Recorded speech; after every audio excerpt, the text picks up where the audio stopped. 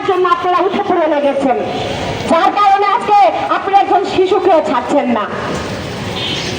যার কারণে আজকে আমরা দেখতে পাচ্ছি যে যে শিশুর আগামী ভবিষ্যৎ, সেই যে শিশুরা ফুলের মতো, সেই শিশুদেরকে আপনারা কিভাবে মেরে ফেলেছেন। 176টি শিশু তারা কিভাবে জীবন দিয়েছে। আমরা দেখতে পাচ্ছি যে তেহরানের যে হাসপাতালগুলো আছে সেখানে আপনারা এখন আপনারা সেই সামরিক হামলা সেগুলো আপনারা পরিচালনা করছেন।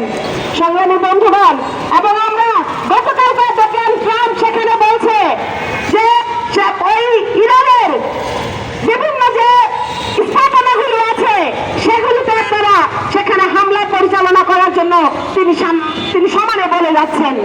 আমরা দেখলাম একটা দেশের যে প্রধান সেখানে খোমেনিকে, ইরানের যে প্রধান নেতা, তাকে কিভাবে তার যে বাসভবন সেখানে কিভাবে তাকে হামলা করেছে। এইভাবে কি আরেকটি রাষ্ট্র একটি স্বাধীন রাষ্ট্রের উপরে এসে কি এভাবে করতে পারি কিনা? আমরা এই প্রশ্নটি আমরা সেখানে জাতিসংঘের কাছে রাখতে চাই, বিশ্ব মানবাধিকার সংস্থার কাছে আমরা রাখতে চাই যে আপনারা কি করছেন। সারা পৃথিবীতে আজকে ওই ডোনাল্ড ট্রাম্প একজন বদ্ধ উন্মাদ পাগল, সেই পাগল আজকে সারা দুনিয়াকে সে পরিচালনা করার জন্য উঠে পড়ে লেগেছে। যার কারণে যখন যেভাবে যখন যেটা খুশি সেটাই কিন্তু আজকে ট্রাম্প করে যাচ্ছে। আমরা মনে করি এটা থামানো প্রয়োজন। আর এই থামানোর জন্য গোটা দুনিয়াব্যাপী আজকে মানুষের এই সাম্রাজ্যবাদের বিরুদ্ধে, ওই বদ্ধ পাগলকে থামানোর বিরুদ্ধে আজকে আমাদের দাঁড়ানো উচিত।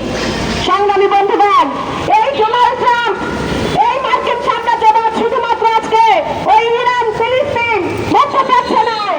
আপনারা জানেন যে এই বাংলাদেশেও কিন্তু গ্যাস ক্ষেত্র নেওয়ার জন্য তারা নানানভাবে কিন্তু পায়তারা করেছিল।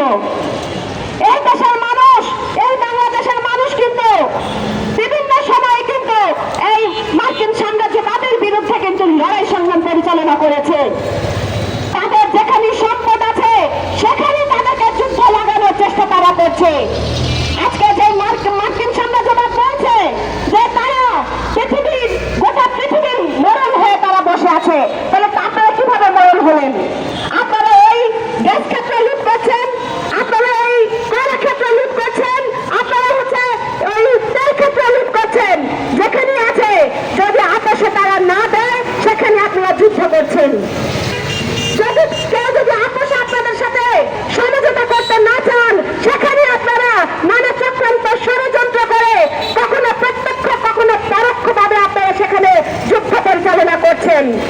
কারণ একদিকে আপনারা সেখানে সম্পদ পাবেন, অন্যদিকে হচ্ছে আপনাদের যে অস্ত্র, সেই অস্ত্র ব্যবসা আপনারা করতে পারবেন।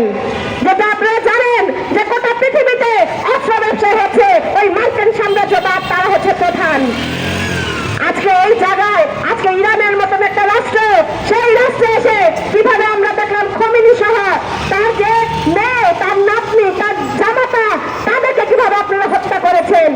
তার আগে 40 জন সেনাপ্রধানকে, ইরানের সেনাপ্রধানকে সেখানে হত্যা করা হয়েছে।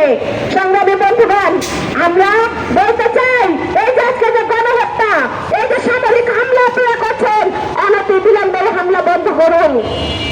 এবং আজকে শুধু ইরান নয়, এই যুদ্ধের কারণে গোটা পৃথিবীতে আজকে শান্তি, সেই শান্তি নষ্ট হবে। সংগ্রামী বন্ধুগণ, আমরা ইতিমধ্যেই দেখতে পাচ্ছি আন্তর্জাতিক বাজারে সেখানে তেলের দাম সেটা হুড় করে বেড়ে যাচ্ছে, যার প্রভাব আজকে গোটা পৃথিবীতে পড়বে।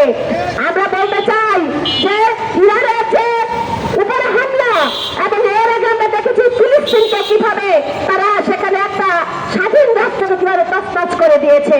সংগ্রামী বন্ধুগণ, তাই আমরা বলতে চাই ইরানের উপর যে আক্রমণ, সেই আক্রমণ শুধু ইরানের আক্রমণ নয়, এই আক্রমণ হচ্ছে গোটা পৃথিবীব্যাপী আজকে আক্রমণ, সাম্রাজ্যবাদীদের আক্রমণ।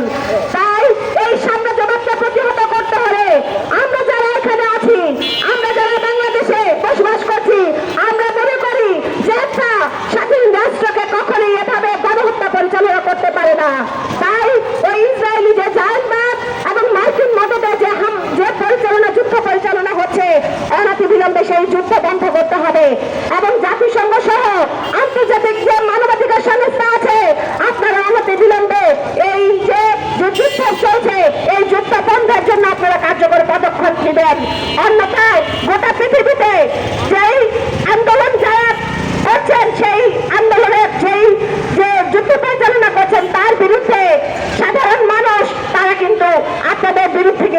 প্রতিবাদে নামবে। সংগ্রামী বন্ধুগণ,